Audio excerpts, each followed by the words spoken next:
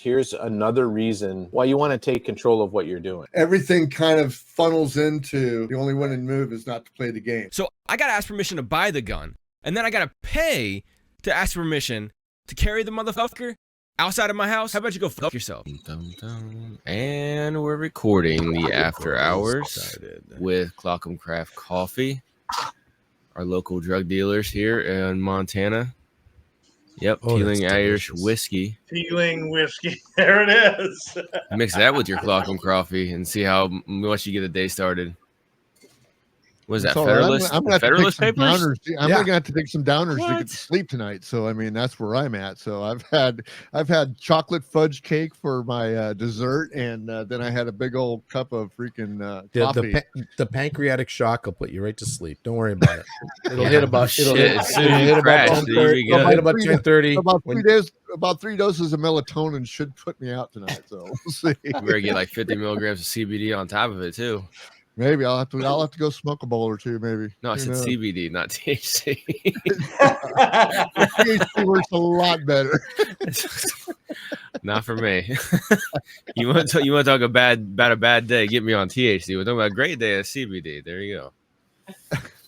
Or you can get on the stuff that I was on and wake up in the fifth dimension. Yeah, well, that's because that was converting to THC in your body, so you were essentially on high dose synthetic THC. Well, since Harkos has missed the whole show. Yeah, it's all good. Just act like I was here the whole time. He's probably going to ask me the same questions. No, that's fine. I'll let you guys lead. I don't want to ask the same question. Like, how did you guys get started? How does this really end? Why did you choose coffee? Did you guys already ask those? No. Oh, yeah. Actually, where are you located? That's kind of a good question. It is good. Having been in the cannabis industry, owning a brewery, there is a whole lot less regulation for coffee, and I can still alter your attitude. Yep. Yeah. So, it just fit. It just fit. I've been brewing beer since, oh good Lord, 1991, a home brewer, and just got so many people telling me my beer was so good that I opened a place, and now that hobby that I love so much, I can't do it. It's a hobby for you, habit for others. Yeah. I dabble in purifying water. I just remove alcohol out of it and store that separately. But only for fuel purposes. Of course. So it's legal. Absolutely. Yeah. And then the cannabis industry happened because when I went back to college, ran into this kid who ended up needing some help doing extractions, so my chemistry degree got used there. And just the amount of regulation in this stuff that the feds can get a lot of tax money out of it's painful and it hurts. Sounds like the cannabis was a Breaking Bad industry, right? Oh, we were 100% above board the whole time. That's probably why we're going broke. So probably because when I was in the cannabis industry, I didn't have to deal with any regulators whatsoever. And I was more in the distribution channels. I got you. Yeah, you don't have to deal with regulators in the distribution channels. You just have to worry about speed limits, stuff like that. After you said that, after you said you didn't have to deal with regulators, the thing that goes to my mind is mount up. Mount up. That's right. Regulators. Oh, okay. Those are Warren G. Yeah. Oh, yeah. They took me a second. I was like, what? The problem with our distribution industry here in California, with the cultivator that I am, because I'm a cultivator in cannabis, is that I can't give it away. I just can't give enough of it away. I probably grow 3 plants a year, which nets me about 5 pounds, and I can't give enough away. You need to learn how to make gummies. I actually do. I've got a friend of mine. I just give it to him. He makes gummies and does what he does with his. But I still can't give enough away. I've got stuff from 3 years ago that still grows like not any good. It's grows like nothing but hay, so it goes in my compost pile. But it You're grows like composting weeds. weed. Yes. Those worms are happy. I got some heavy ass worms, man. Those tomatoes will take you on another trip, man. Fuck. That's cool. Crossbreeding fucking Selected tomatoes and tomatoes. fucking Kush. Tomatillos, hermano. Yeah, exactly. I got some salsa for you. Yeah. That's a hell of a fucking start mixing it in salsa and shit and tomatoes and spaghetti right. sauce and stuff. There you go. That's one way to do it. You can can those and then you There can we fucking go. give those away at the farmer's market. Be like, hey, no, this is not for kids. This is for adults only. A spaghetti sauce. Yeah. Well, I also made some yesterday when I started my biochar, it was basically my starter was all my cannabis, dried cannabis plants and stuff like that, all the stalks, because my stalks are about this big around. I'm serious. I should you not. My stalk was 4 inches around, no problem. You think about it, Bruce. That's an excellent crop for biochar, just because it's so. You think hemp or whatever. I mean, it's annual. I mean, you can produce that stuff for fun. Oh yeah, It's, absolutely. I think I mentioned it in the first part that I've been in ag almost my entire life. Wheat and barley, seed stuff, and that's what I've gone back to. The whole hemp cannabis thing it's crazy what you can do with that plant that we kind of don't, because it has especially the hemp plant, because it's just got the stigma that it's attached to cannabis, which I do know people who have grown hemp under the what is that new law, the Farm Bill or whatever, but it wasn't hemp. It was he had full on marijuana growing right now. We call it hemp. We call it hemp, damn it. I'm like, that ain't no hemp plant. What? I thought it was hemp. Oh You got man, I some must have bad the seeds mixed up. Yeah. You can make paper out of it and oil. Hemp is great. Yeah. Yeah, Hemp you is can do fantastic. anything with it. I've got a funny hemp story. 'Cause if you're an ag guy, you know how things grow. So in the Midwest, we have incredibly good dirt out here. I mean, you can literally just pee in the dirt and something will grow out of it. But Don't pee too So- much because you'll kill it right there. as though. I had mentioned before, yeah. But you wouldn't even kill it. The dirt's so good. But No, I kill it if I pee in the same spot too much outside. well, that's true because you do pee acid. You're like Yeah. a girl dog. You're like a girl dog. So But because the whole area where I lived was hemp fields back in the 40s when they were growing for World War II, there's still just wild hemp growing everywhere. So I didn't know this when I first bought this house, and this was in 2001. And I went in the backyard, and we had changed kind of it had like wood chips next to the driveway, so I dug that all up. I just wanted to plant grass, so I needed to get some dirt. So I went in the backyard, dug up a bunch of dirt, put out plant, and then it rained for it was one of those years like this year, Bruce, as you experienced. It rained for 3 months, and stuff was growing, but you could never mow because everything was so wet. So all of a sudden, I had this whole row of fucking hemp plants growing, and I'm like, they look like weeds, and I'm like, well, that looks like the good weed. Well, So anyway, long story short, we're sitting there and some political campaign group came by and was door knocking and handing out flyers. And I went out I was out in the driveway talking to them stuff, and they're just looking down. It's like, is that what is that? You know, it's like 30 feet of it. You know, the plant's about an inch and a half tall, and they were just like, there was so much water, and you can't kill them. I mean, they are a weed. That once they start growing, they're just. I mean, the stalks that were growing up in my backyard when I just let them go, they'd be an inch and a half thick. 8 feet tall, you know, hemp plants, and it was everywhere. Making your own rope.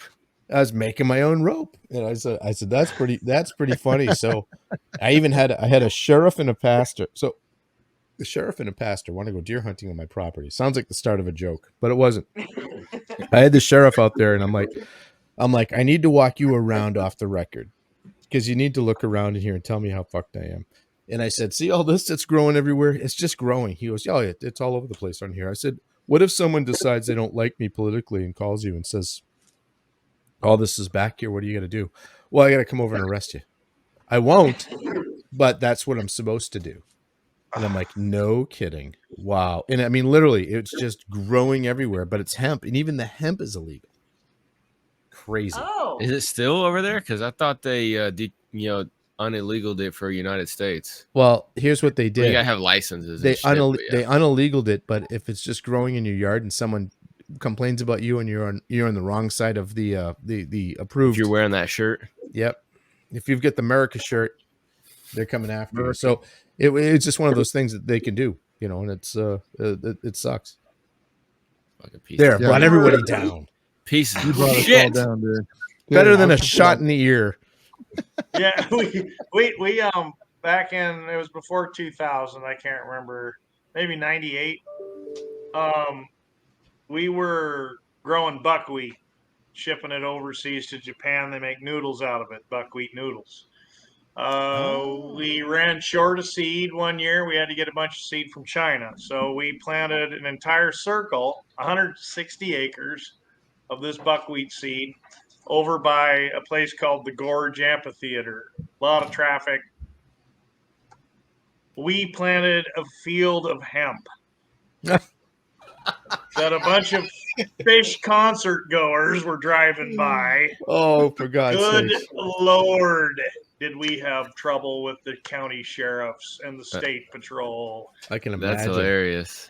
And it came in the seed from China, but we got down there and I went, okay, well, this is impressive. Yeah. And the only reason was because the farmer was complaining about all the damned hippies going out there and wandering through his field pulling plants up. Oh, for God's sake. That's funny.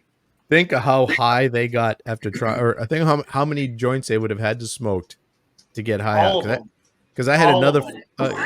when that shit was growing back there, the sheriff back there. Well, I had another friend that was in the, let's just say the industry of pipes and different ways of smoking. And he had some really cool stuff. So he was over there and I'm like, hey, let's look at that. He goes, this will get you high, but the amount that you would have to smoke, you'd get lung cancer before the high hit you. So you'd have to just kind of keep going to get past the lung cancer, is what he was saying to me. So why is that illegal? Why is that illegal? The hemp? The hemp. Well, You could go back to, what was it, Asslinger? No, And it was DuPont. yeah, all in that era. In the Because late the hemp 1800s. seed the hemp oil is what you use to make the paint. Yep. Hemp oil is what you use to make diesel originally. It's I also didn't know that, the really. paper. What's that dude's name? William Randolph. Oh, No. Yeah, Randolph Yeah, Hearst. Yeah, Yeah. the Yep. paper. He was one of the big ones because he had he owned Oregon or some shit, and Yeah. so he wanted to be able to sell his lumber and his trees, for paper mills and stuff like that, Mhm. and everybody was using hemp, and so he's like, oh, okay, well, let's call it some fucking. Let's get on our racist shit since we're already racist and say it's a Mexican plant that makes black guys rape white women, and We'll call boom, it marijuana. next thing you know, it's Yeah. illegal. Yep. And it was the thing is too is that happened right after the end of the prohibition on alcohol. So Right. during the prohibition, the government had grew so much. Well, we all know how the government does. It doesn't shrink. It just it has to stay the same or grow, right? It can never shrink, and so it just adjusted. I mean, they got the ATF and stuff like that, obviously, out of it still because they needed to regulate it. But then they're like, oh, well, we need another war. And William Randolph Hearst is like, yo, I got you. Yeah. So I one of can't my, remember. so a guy that I know, he goes to Mexico for 6 months out of the year. And in this town that he's out of Mexico, that in the park, they have some weed plants that's just growing in the park or whatever. You just go over there and just kind of grab some. It's just normal tree hanging out. Growing weed is so freaking easy. Right, but I'm just it's- saying, it's one that root he that could walk goes around and straight smoke down. it it's nothing. It's completely decriminalized over there. Mhm. But It's not I had- regulated, nothing. I have other growers that are around here. They come over and I show them, what I'm growing, and they're going like, "How in the hell are you doing that in the ground?" Because my plants get so big. I just shared some plants. I have to control those plants to be fence high. So my fence is only like 7 foot tall, and I've learned over the years how to control that, but you still can't control the smell at the end of the year, Right. but because I permeate the whole neighborhood. but I have growers come over and they're going like, "Oh my God," they see the stalks, the trunks on my plants, and I shit you not, I have trunks that are almost 4 inches around. No, I believe you. They're crazy. Having been in the industry, and I get it, you can do a lot with artificial soils and the cocoa and everything. You can control a lot of the growing parameters. I don't think anything beats Mother Earth and the sunshine. Yeah. Full on natural sunshine. Nothing beats Nothing. Nothing. The only problem I ever had was those little green caterpillars. That's about all I've really had a problem with. And then I get a bunch of those and I just pick them off, and You whatever. see some feed 'em to chickens, the they'll take birds. care of those for you. Yeah, I don't think the chickens will destroy your Well, garden. think about this for just a minute. You got the caterpillar that's eating pot, getting high, and getting the snacks, but it eats pot, so it gets It's Alice tired, in it eats more Wonderland. snack. That's a professional motion machine. It's Alice in Wonderland. It is. That's where Alice in Wonderland came from. This dude was growing weed and the caterpillar started eating it, and he's like, "Wait a second." I got But an if you notice in these pictures that I'm sharing right here, this same box right here that I'm showing you right here is the Is this same your- box is this your- that I grow all my, That's that I grow all yours? my tomatoes in this year, huh? Yeah, is this your box? This is the box that I grow in every year. This is I don't have any growing this year because I got Well, so maybe much. one year you'll be able to figure it out and get it to be fruitful. Yeah, that thing looks ridiculous. It is ridiculous. I'd set that on fire just for fun, just to watch. Those still plants don't look good. Where's that No coming wonder from? you have too much weed. Yeah, no kidding. I got 2 pounds out of that one. I got 2 pounds out of that one plant, and I had 3 of those. What, a day? Shit. Huh? Yeah, no shit. Would you get 2 pounds a day? Is that what you got? How do you hold a job? You got that much pot. You shouldn't be able to be employable. Because it's legal here now. When Well, it was I know, legal- but if you use it, it's not conducive no, I don't to work. use that. I don't use it. Oh, No, I don't use it. That's the whole thing. Is I used to be one of those guys back in the day. You guys, most of you know my history. So, but anyway, I was one of those guys that used to go out when I was in my 20s and early 30s and go out, looking for bags every freaking night and shit like that. But as you get older, you just stop doing it, and basically I started growing just because I like to plant. I think it's freaking cool. I like getting high every once in a while. It's great, but I'm a kind of a one-hit quit guy. So, that's what I am. If there's anything that I like to do now is I like to drink bourbon. So I'm a bourbon guy when it really comes down to it. So that's my drug of choice. But still, I'm a one-hit quit guy. And I smoke cigars on the freaking golf course and stuff like that. But no, I grow this stuff, and my friends want to have it and stuff like that. So I give it to them, and whatever extra goes out to somebody who wants to make gummy bears or stuff like that, that's fine. Other than that, I don't even use it. That's cool. how I would. That's how I would do it. If it was here, I'd be growing it and just giving it to my dad, and he'd be perfectly fine. So like this, I found the images. This is from Mexico. My buddy sent me. This is in a park, just a random park. Oh, It's like a park. yeah, it's in a park. And then here's like the video of him in the park. That's crazy. Now, is that actually THC based, or is that just hemp? No, he says regular THC weed. Like Okay, it's cool. kinda- is there a way you can tell by looking at the leaves? That I'm not sure of. Not really. No, it's only really by smoking the buds, really. It's not so much the leaves. Hemp tends to grow a lot straighter stalk. That's why you get the long fibers out of it. Cannabis, it branches out, so you can't get long fibers out of it. So that's one way to tell. The root system in cannabis versus hemp. I know that the hemp ones are it was like a spear that went down straight in the ground with just a few little hairs coming off the side. It was a really deep, long, straight root though. You could pull it straight out and just come right out of the ground. Big taproot. Yeah, it's just a big taproot. Is the cannabis the same as that, or is that root spread out more to grow more? It kind of forms a ball from what I've seen. Everything we do, but we do everything in containers up here. So I don't know that if it sends out a taproot, I don't know that it can. I've got an empty farm field behind me. I should just plant some of each and see what it is, and just do a little experiment. All my roots are still in the ground because I chop and drop every year. So some of them are they've composted away, and the ones from last year are still there. But I kind of just use everything there, and then I plant around them. So that's kind of the way I use my garden. I do a no-till, so I'm not sure. Do you guys do a lot of gardening out there? Bill, I mean, do you guys have a garden? You got a homestead out there. We don't have time for it. Yeah.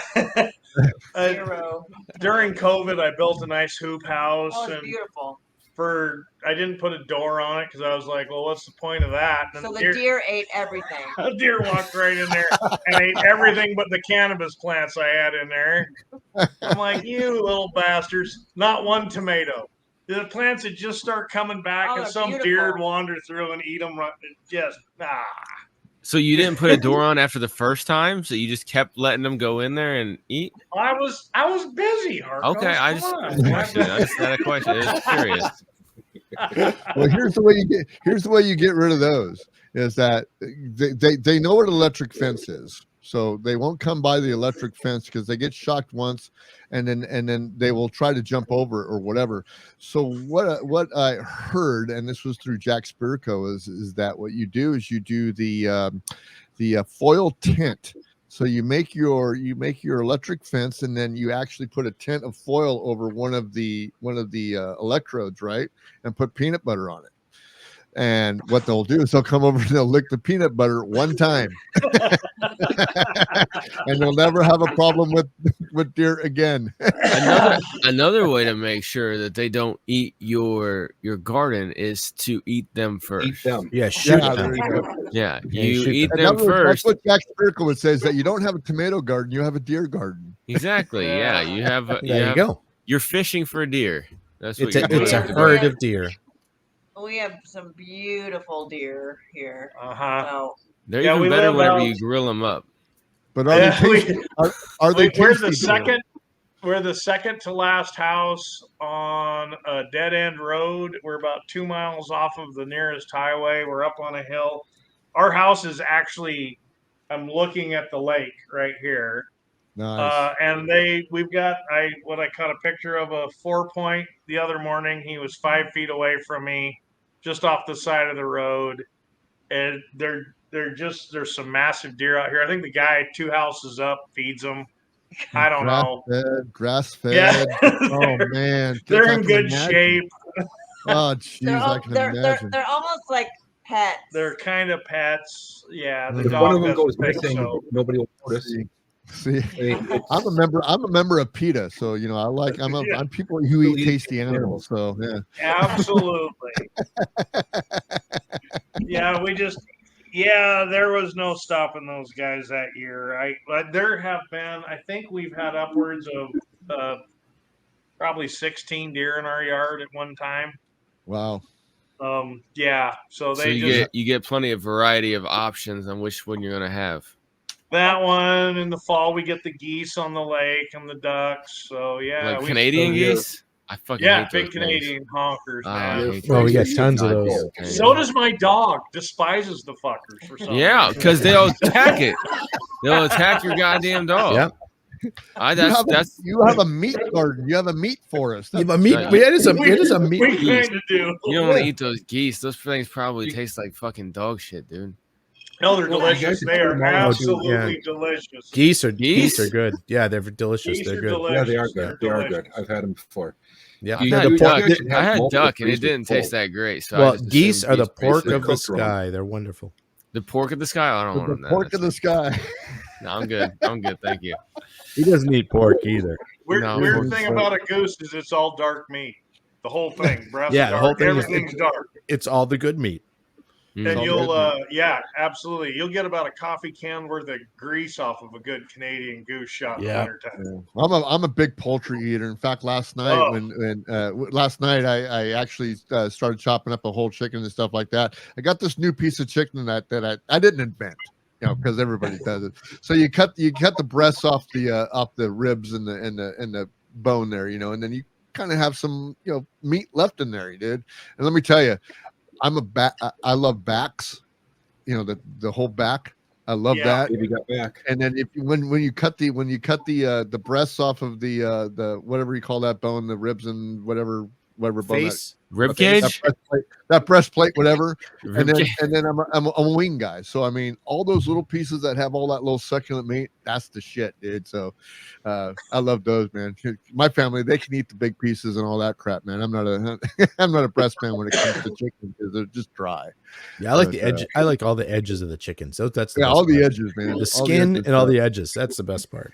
Yeah, I switched to chicken thighs because you have like so They're much more so moisture good. in them. Yeah. Yeah, you So got like, if more moisture because they Bruce- got a little bit more fat. If your chicken is dry, you need to brine it. Yes. I do brine my chickens when I rotisserie them. That's In what I do. Irish whiskey. I don't brine them Yeah. before I barbecue them. Yeah, Yes. you just gotta soak them in peelings, and you won't notice the difference. Yeah, I missed that totally, Harkos, but no offense. Do what? I said I totally missed what you said. Oh, okay. I said you just gotta soak it in teeling, and you'll be okay. Oh, gotcha. That's Teeling, right. yeah. Damn right. That's going to be one expensive chicken, though. But yeah, you should. Yeah, I guess so, but yeah, we love to toss Well, around. I don't think salmonella can live in teeling, so you can just drink it. It's just Yeah. chicken flavored teeling after Damn that. straight. Exactly. Yeah, See? straight up. Exactly. That's why he It's has gotta a be- coffee business. And we don't. So I have a chemistry Facts. degree. Yeah. So let's talk about your beer brewing days, man. Let's talk about that a little bit because we never really touched on that. We've touched on the coffee, we've touched on the cannabis, and let's take us back to your beer brewing days. How'd that come about? How'd that come about? I got out of the Marines in 91 and I had to help a friend move. And he took me to this bar called the Viking Tavern in Spokane. The Viking Tavern in Spokane's two claims of fame was they were across from the Coliseum where the local hockey team played and then would subsequently walk across the street and drink. They were a lot of fun. The ones that were 21 anyway. But they also had like 24 or 30 beers on tap. We're not talking Coors and Coors Light. They had weird shit named Bigfoot and all this Sierra Nevada. Maybe someone has heard of, which was absolutely never heard of back then. So we would sit down there and drink, and they served pitchers of these things, and we would sit down and drink 1 or 2 or 3 pitchers, and then probably call a cab to get us back Because home. Marines can do that. So I got this introduction to things like Bass Pale Ale and Bigfoot IPA, which I don't even think exists anymore, but Sierra Nevada IPAs. And I kind of fell in love with it. And I was unemployed at the time, collecting that good old unemployment check. Found a place called Jim's Homebrew up in Spokane, and I bought a kit to brew a beer. And I made a pale ale.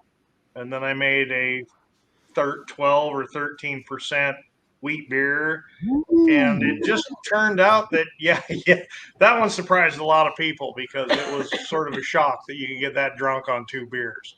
But that drunk on 2 beers that were just a little bit more flavorful than Coors Light. So then it just set me on this path where it's like, well, you can play around and do all these things with all these different beer flavors. To this day, my favorite beer is a porter, a robust porter. I've got people that will randomly get a hold of me and say, found another porter, yours is still better. But I developed some chocolate nut flavors in that, much like our coffee. It's bizarre. But so that rolled on 20 years worth of just brewing from home and sharing with people. I had a tradition I like to do on Christmas Eve where I had beers brewed up, bottled up, and just load them up in the car and just start driving to people's houses. Santa Claus making deliveries. We all need to live closer to Bill. Yeah. That's what I got out of that. The funny thing about home brewing is I can brew 200. In this state, you can brew 200 gallons a year as long as it's for personal consumption. Okay, you can do the numbers if you want. It ain't happening. I can't sell it, but I can give it away. Yep. Yes. So I did. I gave it away to so many people, and that is how I got talked into opening a brewery. I was working at a hardware store while I was getting my chemistry degree. The guy that owned the hardware store goes, "Hey, you can brew really good beer. I just happen to have a building I'm not doing anything with." And I went, "Well, that sounds smart." Okay. So anyone who's ever gone to college and then tried to start a business knows that that's not smart at all. So I gave both of those options about 50% of my time, and then thought, well, I'm not done with my bachelor's degree. I may as well get a master's degree, and then close the brewery about a year after that decision was made, just because I couldn't keep up with anything. Yep. Business is hard. Oh, both of those are hard, and they kind of require 100% of your attention, and then throw a significant other in there, and you're just like, couple of kids. Well, nobody's getting what they need out of this deal. So you end up living in a box. Yeah. Or actually, I ended up living out of my down car by the for river. You never buy your own supply. There's just something about beer that is, other than it takes about 4 weeks to get it accomplished, there should be some sort of cooking show that is just a brewing show where you just kick out a beer. But the problem is it takes 4 weeks to do it. You can't just Bobby Flay that stuff in 20 minutes and go, here you go. There was a whole genre of motorcycle programs that built motorcycles, and those took 4 to 6 weeks or months, even sometimes. Yeah. So we can make it happen. I'm thinking we're between all of us here, we have a way to do this. Yeah, I can edit, no problem. He can edit. So that was another thing about coffee is that there's instant gratification. 15 minutes. And it's also, there's so many different, Wow. there's so many different blends and combinations. And then you have to think, so coffee it's a crop and it's season. So every season it's a new crop. So even though you're buying a Guatemalan bean from the same region of Guatemala, it's a new crop. So your flavor profiles are going to, and how it roasts is going to. It's like change. wine. That's why wine has, you buy a Different grapes. 2013 Bordeaux Right. is different than the 2017 Bordeaux because Wow. there might have been less rain. There could have been higher temperatures, lower temperatures, and early didn't frost, think of that. whatever. Right. Yeah, they have Right. it's called the terroir of the region, and it changes from year to year. So we have that to makes actually sense. have to adjust our rows. I wanna Makes back up. sense. Just like with the garden. I mean, the garden's different every Yep. year. Absolutely. Yep. I want to back up a second because I'm thinking roasting coffee is like a 2-week process or something. So No, you're telling no. you only roast it for, You not just light it even on an fire hour? for a second, Ken. It's not that big of a deal. Why do you do 13 that with minutes. a It's like The biochar. woodsman that Jason likes takes me 13 to 13 and a half minutes to go from green bean to roasted. And It's then like a you have to hard-boiled let egg. it sit and off gas for about 24 hours to 48 hours. So what makes sense. typically happens is he puts an order in, we roast the coffee, throw it in a bag, throw it in a box, and send it to him, and it's good to go when it gets there. Wow. That's impressive. But you said it has to That is off impressive. gas. Don't you have to Does like all- let it? it does all the air out? production en route. We use the bags we use have a one-way valve on them. Mm. So as it off gases CO2, which is what it kicks off, and actually Jason gets his ground, so that helps it creates more surface area, so it off Dude. gases faster. He What gets is your his ground. problem? Hold on, let's back this First bus of all, up first for a of all, minute. let me comment to Jason. Let me comment to Jason. What is your problem with not wanting to grind your own coffee, dude? Yeah. Come He on. orders like 27 pounds at a time. Give him a break. Yeah, I would be putting in like $110 worth of orders every couple months. Yeah. Every couple days. Bruce. Okay, so He would just I be get up at, grinding like, coffee every day, all day. yeah, I do. We usually between my wife and I, we usually brew on Monday, Tuesday, Thursday, and Friday about 3 pots of coffee. Damn, man. Each. And then together. That's a lot The first of step coffee. is admitting that you have a problem.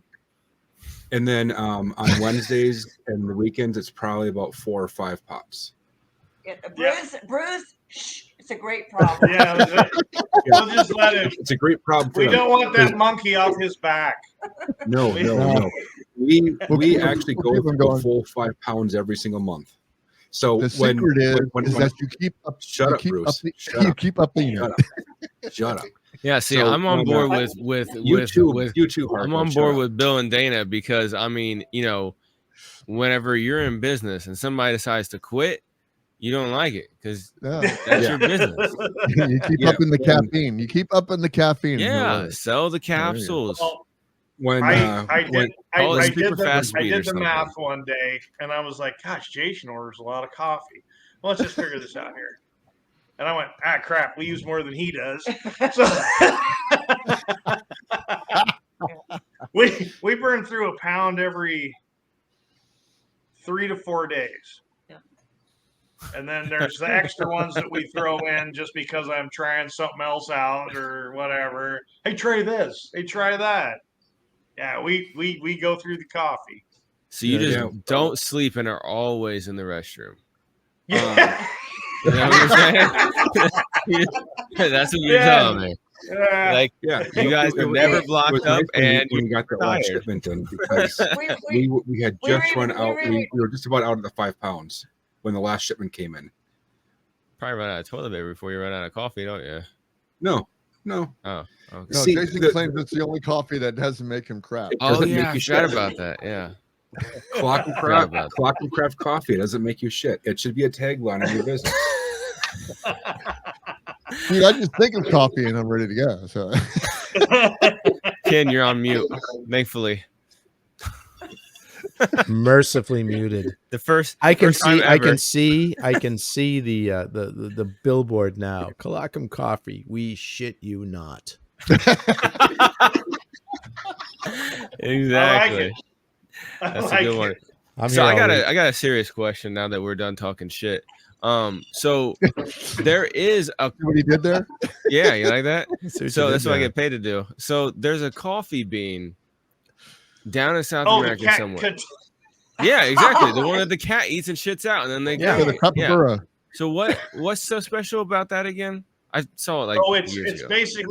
basically what that bean has gone through is a fermentation process. It just fermented in a cat's lower intestine. Right.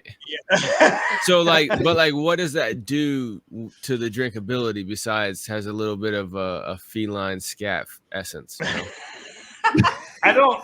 I honestly I don't know because a lot of beans they can go through a dry process, you can go through a wet process because what you're actually consuming is Are you it's a okay? cherry. Dana's dead. You're gonna kill me. Holy God. Nutty. It's got a note of Okay. feline scat at the end. It is shit, Austin. So it's either a regular cat shit or the cat has diarrhea. It's either dry or a wet. Mhm. Yeah. Yeah, that's hilarious. But I'm like is it like a trying to be coin serious? too? I'm trying to be It's gotta serious be- as shit here, okay? Yeah. Good luck with that. This is why we do. This is why we do this some bonus content because we can get into that candid stuff that you can't talk about during a normal show. Unfiltered. Unfiltered, unlike the coffee. No, have you want to filter that Yeah. coffee. Absolutely. Yeah. You could get cat hair in it. Oh, yeah, So, yeah. like- Fecal sinew is not what you want in your Yeah, coffee. And but do you know the history of like know- why somebody was like, you know what, that cat just shit out some coffee beans. I'm low right now. Well, who the? That's just one of those things. It's like, who the fuck thought to eat an oyster? I mean, what? Right, exactly. Come on, True. you know? Yeah. Right. Yeah, Who- somebody or- was or- really or friggin' Caviar. hungry. Caviar. Yeah. It's like, you know what? I just feel like eating these eggs real quick. Yeah, Well, I mean, I Let's guess we could just say the same thing about roll up. chicken eggs too. Yeah, Let's but talk about brewing coffee. Let's talk about brewing coffee now. I like. was. Yeah, I What's do. up We with I were. do. We're fucking just brewing it beans. in the cat's ass. yeah, no, like, doesn't it have like a different like? Is it well, like? yeah, it's like and it's just because it's just gone through a different like drying and process, basically. right, but like I heard that it was like rare. What's the name? Anal villi. No, I think it's Vino called. Vila. Yeah, there we go. No, no, like it's like a We're all delicacy into that, for a dude. reason. So let's not go there. Well, No, like of for real course though, it's like a delicacy because you Yeah, gotta it's a follow a delicacy. cat around and pick it out of its shit. right. That's interesting. I yeah, mean, no, I couldn't remember if it had like a higher caffeine content or like the acidity I was lower or I whatever. don't know about that. Yeah. I know that it's rare because it's hard to get. It's hard to attain. So So I'm Right, guessing people always ask you about that because I just said there's this bean and you're like, oh, the cat one. I'm like, okay. everyone wants to know that. I would, I would call that coffee flagony. That's Yeah, exactly. that's flagony. It's a lovely brew. So Bill, I'm a Mr. Coffee guy. I also have a French press. I haven't not dealt in one of those whatever they call those cone you Pour fill over? it up and whatever pour over Yeah. whatever like that. Yeah. What is your favorite? I mean, when it comes right down to it, is there any right way, wrong way? Is it just a preference? How does that go? 'Cause No, Drink it. That's This the is- right way. Yeah, this Jason goes likes back his on to the what I rocks. was- to what I was saying earlier about I don't care if you drink your coffee black with sugar, with cream, with sugar and cream, put Irish whiskey in it. I don't care. Just drink coffee. A As lot long of as it's people Colockum brand. seem to think that drinking coffee is the pure way is drinking it black. Well, why? The Yeah. coffee I Why? like, the Ethiopian Yirgacheffe, Blacker the berry. it the has juice, that's what they a call it. almost tea-like quality to it. So a little bit of sugar in that thing makes it pop. It's citrusy, it's sweet to start with. Yeah, a little bit more sugar. It's really great. The other blends that we have that are chocolatey and nutty, you throw a little creamer in there and it pulls the chocolate out of it. So depending on my mood, I will drink coffee however I feel like drinking. Now, what's easiest? Well, the easiest thing is throwing 80 grams of coffee in my what is that thing? My Cuisinart and making a 14 cup pot of coffee. It's pretty simple. It's dead simple. Jason just likes taking a couple of grams, lining it up, and just railing it. Yeah, If you snort it, it's better. just Yeah. a pinch between his cheek and gum. So yeah, so you're ex-military. They used to do that shit in the fucking military, in the army. Hell yeah, You we take- you did. You take the coffee packs out of the MRE, take the coffee out of the MREs, and you just put it in like dip, and you'll stay Yeah. away for a little bit. Oh yeah. I did not know But that. when I Yeah, When you should I try it want to- sometime. You'll control the extraction more, I'll do a pour over. There's times when a French press, all these things take a little bit different grind. So if you have one grind, you can't do everything. You'll Well, then let's over extract or under extract. So Let's talk about grind then. What about the grinds? How important is the grind? Because I have a little Keurig, or not Keurig, but a Mr. Coffee. fuck, I don't know. JL. It's a grind. It's a grinder. Okay. Oh, And it's got a okay. cup in it and it says three cups, 6 cups, 12 cups. And I just pour that thing up to the 12 cup, freaking grind the shit out of it. So the whole thing is there a technique to the grind to get the most out of your coffee bean? There is and there isn't. So again, it comes down to personal taste. We have people that run coffee that's ground for espresso, which is incredibly fine, through their drip machines just because they want that full extraction. So We if you tried take a that one. bean and you pour water over it, you're going to get shitty extraction. But if you take that bean and you turn it into powder, then you open up all that surface area, then as you pour water through it, you get more extraction. So Science. the finer the grind, the higher the extraction. But you get to a point where you start extracting tannins and the bitterness that a lot of people want to avoid. So That's it's a yeah. tap about what a good extraction is and what a good extraction isn't. But then it all comes down to what your preference is. So Yeah, we tried I that. like a nice strong cup of coffee, so I like a finer grind. Yeah, same here. What about water quality? Is water quality an issue? Well, I'm getting into the heavy stuff, dude. I'm Jake Tapper. I am Jake Tapper here, dude. I'm Jake Tapper. I'm hitting you hard. You start talking about water, and then you start getting into pH levels. What's your pH? Is your pH neutral? Is it acidic? Are you alkali? What kind of minerals you got in there? Because the calcium will interact differently, and it'll attract different ions. So this is all coming from my brewing background because it makes a big difference. Mm-hmm. Typically for brewing, like for example, to make a Pilsner, you want a really soft water. It doesn't have, it's very alkali. For making a pale ale, you want hard water, lots of calcium. It extracts the bitterness out of the hops better, et cetera, et cetera. So you go on with that. And then water quality, this is how I worked with brewing. This is how I worked brewing beer and how I work with brewing coffee. If your water tastes good, just a plain old glass of water out of the tap. If it tastes good, it's going to make good beer. It's going to make good coffee. Mm-hmm.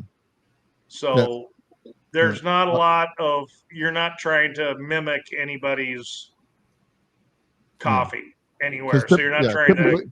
Yeah, typically I do the filtered refrigerator water out of my Samsung. Yeah, so that's probably great water. I mean, it's very neutral. Yeah. So that'll make so great I also got a friend of mine. His name is Bob. We'll call him Bob. He knows who he is, but he listens to Bob. Anyway, he showed me how to do that. What do you call the cone one? The pour over. Excuse me. Yeah, the pour over. And he went through this whole 15-minute fucking diatribe one day on how to make this, right? So he puts it in, and he just says, you got to pour the water over it just like this, and you just get the things wet, and then you leave it alone for a little bit. Gotta let it bloom. And he did gotta let it bloom, or whatever the fuck he talked about. And so I said, make me a fucking cup of coffee, dude. Why are people so anal about the way they make their coffee? Why is it like that? Because they like the one from the cat. It's a ritual. It's just a ritual. There's a ritual to it. There's just a beauty to it. You sit there, you take these beans, they smell great, you grind them. Personally, part of the whole coffee process is the fresh grind. You get your olfactory senses going. That's probably one of the greatest parts of brewing the coffee. Then you get it in there and you get it start brewing, and then you get to smell the first coffee coming out. So here's a little secret. I can't wait for a pot to finish. So I have a cup of coffee and then I put the pot in. So I get the strongest, best tasting shit out of the coffee maker.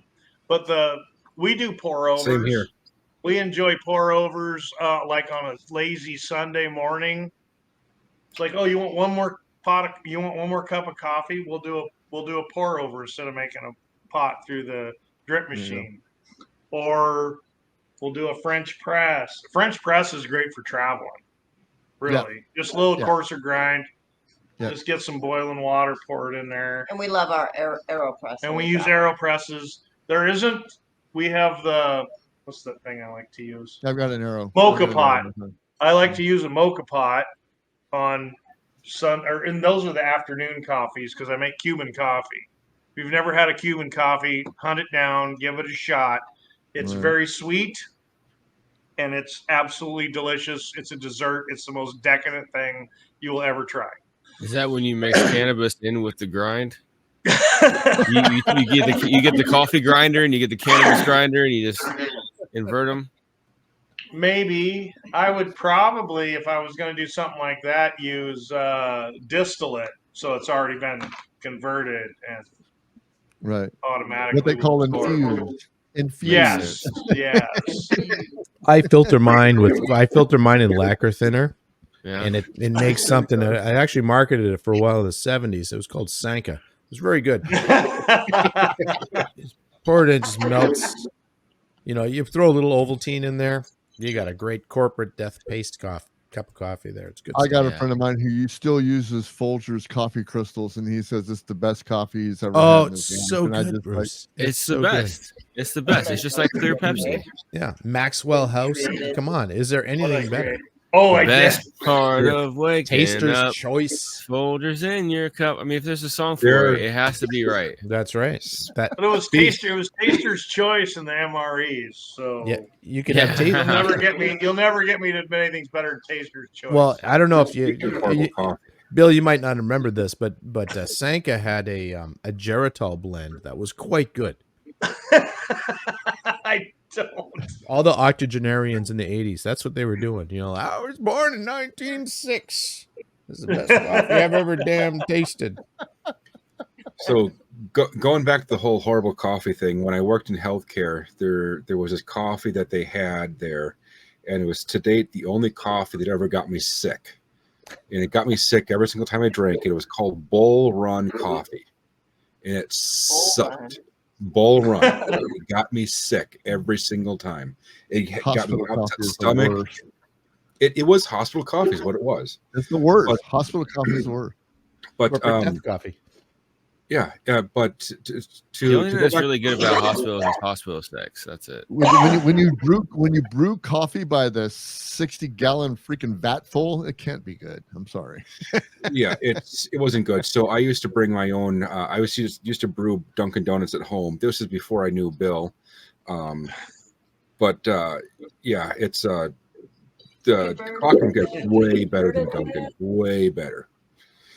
But to go back to the whole thing of the reason why I buy my coffee ground is because who wants to be woken up at 5 o'clock in the morning to a coffee grinder? I own my house. I don't care who I wake up. You grind them at night. You grind it Yeah, at but night. you also don't have 4-year-olds, Bruce. True. You don't have a 6-year-old.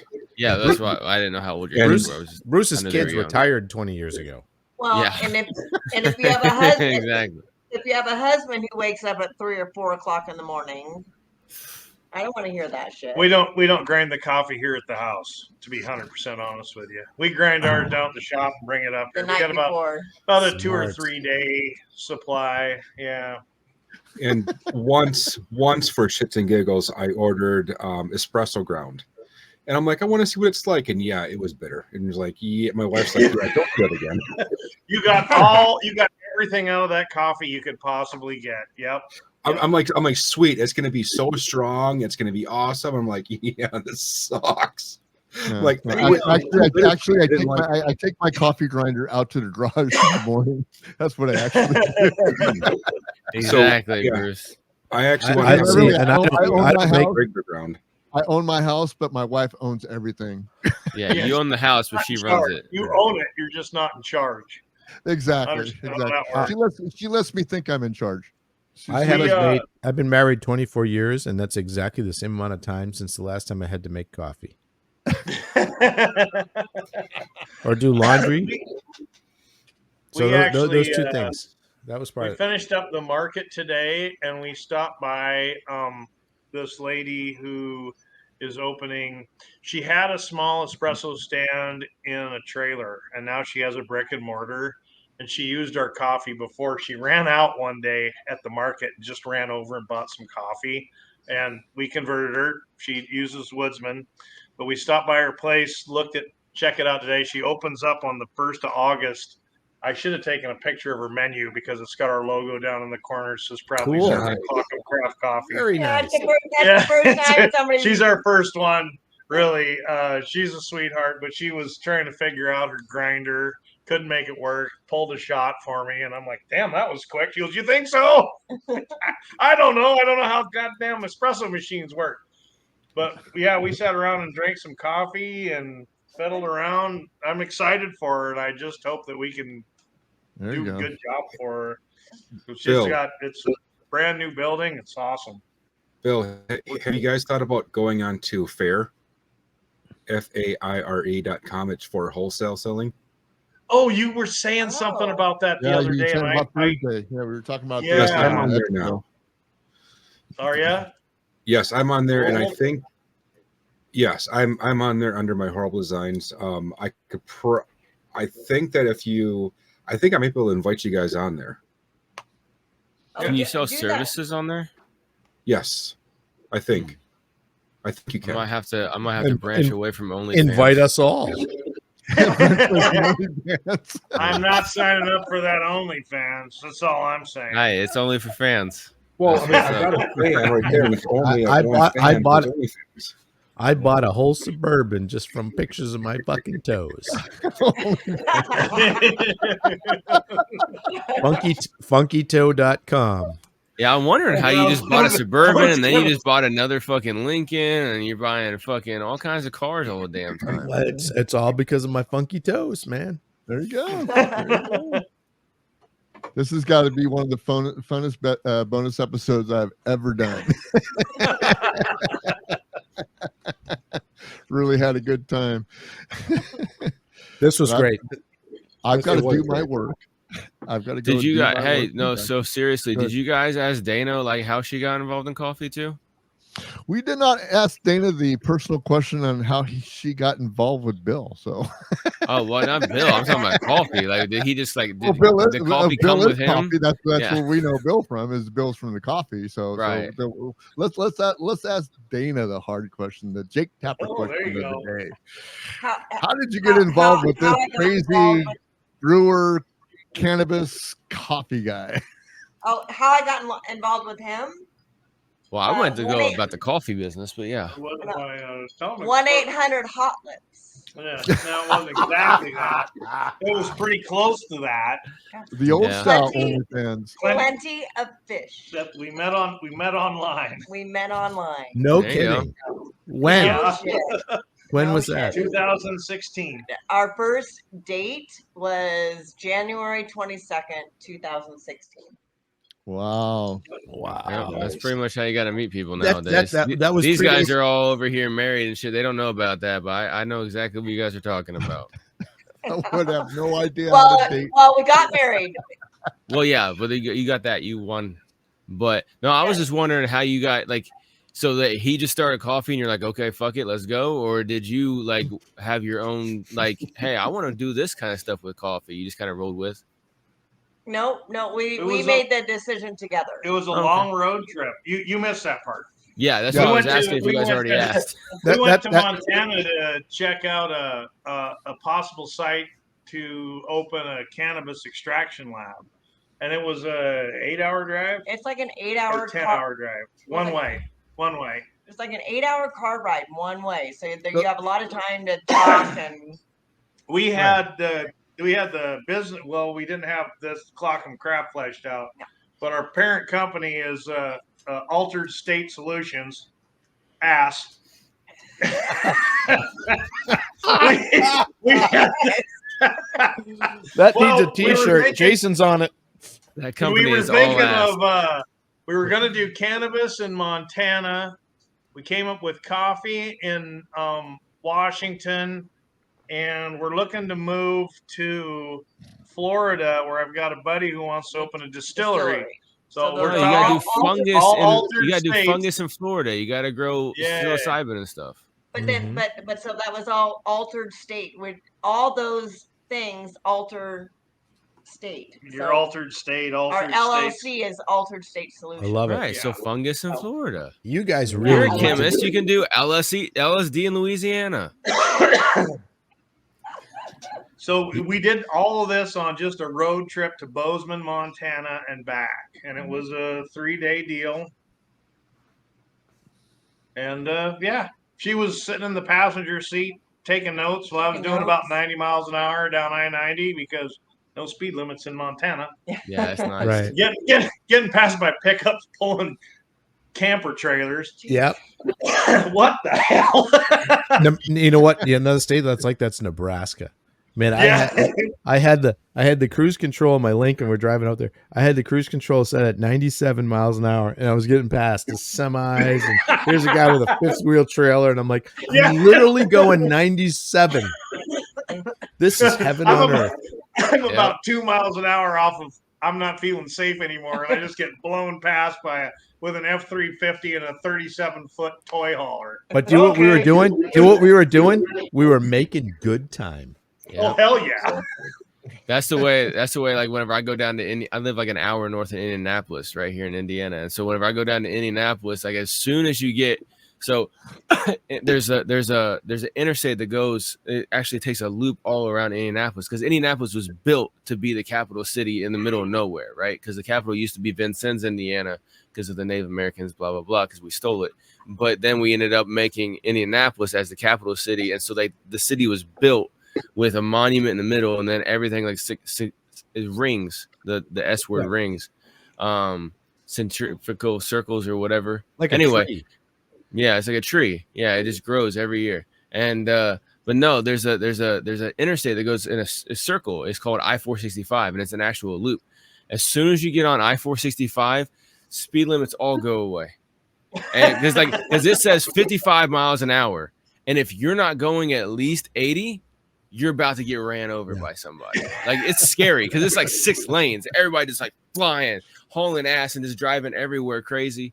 Because like during rush hour, it's like gridlock. But in between rush hours, you just go. And like sometimes, like you'll get passed by a cop because they got more important shit to worry about. But every once in a while, like if they don't have nothing to do, they'll pull up in front of like people and like turn their lights on and kind of like slow down to like slow everybody down. But that's it. That's all they do. But you have to go fast. Well, Chris, what that have?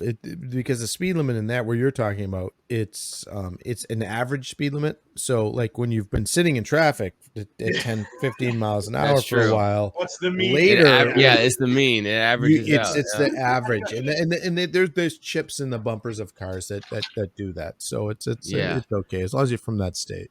No, it's nuts. 6 lanes and everybody's going like between 80 and 90. It gets there. Massachusetts was like that. So Massachusetts, New York, Pennsylvania, were the last to change their speed limits back up to 65 or 70 from 55 when the government said 55 was a good idea.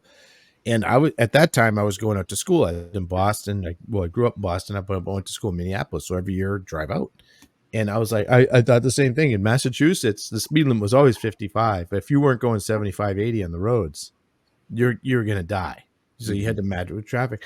Then I got out to Minnesota where the speed limit was 65 and everyone's going 65. Or 63. And I'm like, you're 63. And I'm like, what the hell is this? I mean, you guys should be going like 140, you know? Yeah, there's more open space. Scale it up. Yeah. You know, and then I got out west, you get into South Dakota. So this is where you guys, Bill, you guys need to go to South Dakota. It's the freest state in the country. End of story, period, none. Winter is literally hell on earth, but it only lasts for a few months. And then the summers are gorgeous, but you can do whatever you want.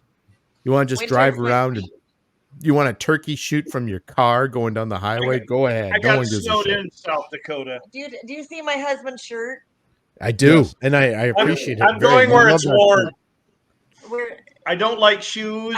I want to live where he wears shirts like this all the time. Do you know what?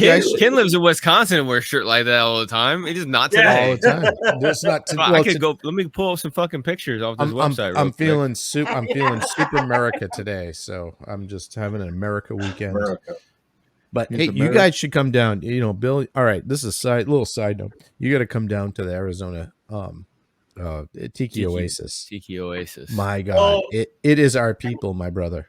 It is, and you should set up and sell coffee there because there's people there. Is that where you were down there? You met up with Jason. Yeah, I go down there and we have dinner with Jason every year. Is that somewhere around Tucson then? Scottsdale. Scottsdale. Right in Scottsdale. Phoenix. We've got a friend that I go down and visit every once in a while down in Tucson. I love it down there. I do too. I I really, love that really area. do. They call that Scotchdale. So when's the next event? Yeah. April next year. Oh. So we go to this hotel and we take over the whole hotel. And Well, Just it's say no that fun again. going down there You go when to it's the cold. hotel? the ho hotel. What's the Valley Ho Hotel? Yeah, the I Valley was- Ho. Hotel. What, was it last year For what? that I went down to Tucson? I went down to Yeah. Tucson the end of July last year, and I get down Beginning there of August. Yeah. and I'm hanging out, and everyone's like going, "Oh, from Washington." Bet this heat's killing you. And I'm like going, it's 2 degrees hotter here than it is where I'm from. Exactly. So nope, not a problem. Yeah, they say You're the same thing to thinking me. of They're the like, other half of the state where it's snowy. And see, there's a shit. solid shirt right there. There's one of my shirts. In And Minnesota. I took the photo. Yeah. Oh, Jason that's took it. the yeah. See, Jason there you took go. that picture. That's at the Edina Car Show, which will be coming up September 14th, 12 to 4. Be sure to be there. Exactly. I'll be there. I love that. You will be there. We'll see what happens on if I get there. You know how I do things. You should come up to that. That Well, I've would- been invited, obviously. You know, Well, of course. by the We've beta all been mics. invited. I mean, by the most Yeah, recent I was job. invited. We've I all been did. invited. We, I took the we- invitation. we- I went up there. It was freaking beautiful, man. Freaking Wisconsin. Oh, we don't have anything to do in April. Yeah, that's Yeah, what we Minnesota got. is freaking That's what we great. keep trying to tell you. You just need to come up here and hang out with Ken one day. You know, just drive around in his little, his modest vehicle he's got. He right knows there. everybody. He knows everybody in the fucking world. He knows everybody. In the All whole I have world. to do is go to Bellevue to see shit like that. No, that is Ken in the driver's seat. If you guys can't see it, I'll let them zoom in. And Yeah, show the okay. picture after that where he's getting arrested and walked off. No, actually, that's his boss's vehicle, so he's not So, getting arrested. yeah, you gotta laugh. Put that picture back up. Yeah, you guys gonna have a laugh on this one because he put that picture up before. If you look 2 cars back behind the AMG Mercedes, there's a 2001 Pontiac Sunfire. That was the car I drove to work that day. I bought it for my son, and he was too good. He didn't want to drive it. I'm like, I'm going to prove to you that you can drive this car. I'm like, I'm a part. I founded one of the founders of this company. That the owner has a Huracan. I'm a cheap fucker, so I don't have a Huracan. We live in the. But poor I drive a part of the state. $900 Pontiac Sunfire. We live in the poor part of the state, and we were over. I was getting a new suit For his daughter's wedding. for my daughter's wedding from A what zoot was it? suit. Jason. I think I used Jason Stapleton's fucking code, whatever Oh that. yeah. Oh, Yeah, there you whatever go. that Yeah, shit there you is. go.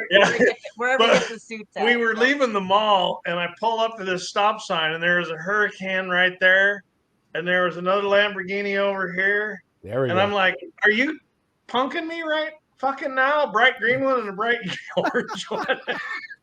They're just And we have an Audi, which I feel fancy. Same thing. I feel, Same thing. You know,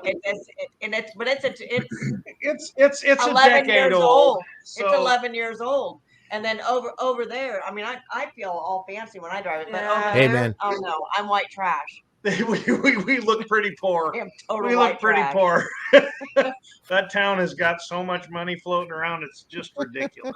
Well, this car show, one of the car shows I'm involved in, just because I went in there and you guys all know me from the Nomad Network. I tend to stick my fucking nose out where it doesn't need to be.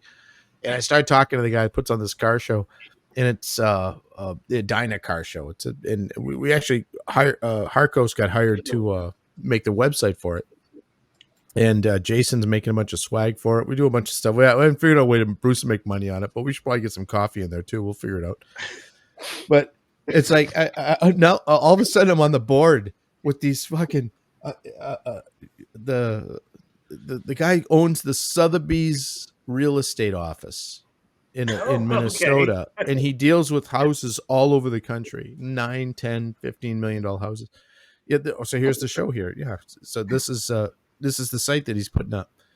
And this all happened from just honestly a lot of the Nomad Network stuff that I employed in my personal life doing this stuff, talking to people that put the shows on. You just find the right person and talk to them. I'm like, my God, this is so easy. That's him. You can tell. That's him. He makes That's money. Josh. So He makes money. that guy there owns Sotheby's real estate for pretty much the whole Midwest, all the way down to the Gulf of Mexico.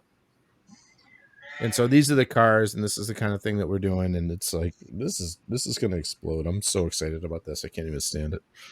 And this show's in September. Yep, September 14th.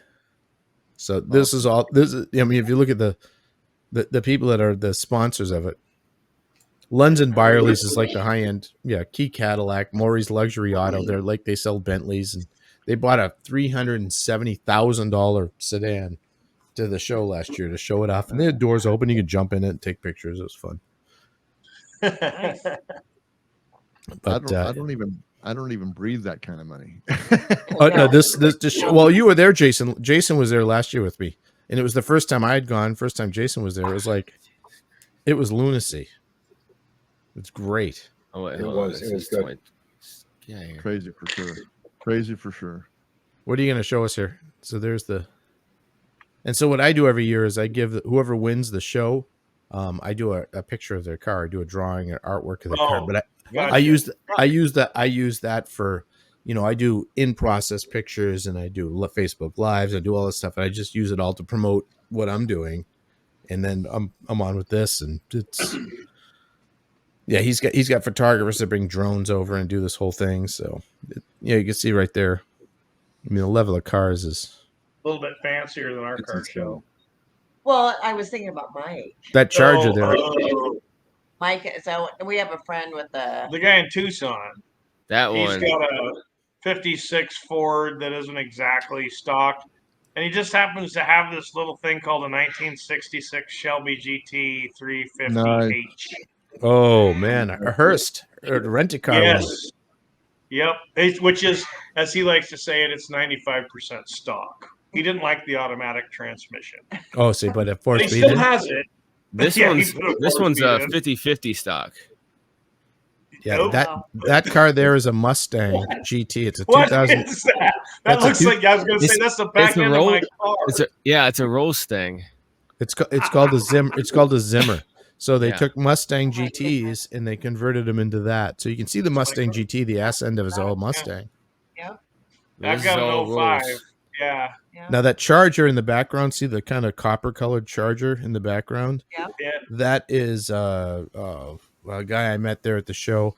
That car has a Hellcat 808 horsepower motor in it with a 6-speed transmission. I ended up getting to know that guy pretty well and took a ride in that car that scared the poop right out of me. It's just, it shot out like something like I can't even describe. You drank bad coffee. It's a 6-speed in third gear. We were going 125 miles an hour. Oh my goodness. It was awesome. That one? Yep, that's the two cars right there. Yeah. No, I'm saying Yeah, that's the see- one with the engine. Yep, that Charger there's the one with the engine.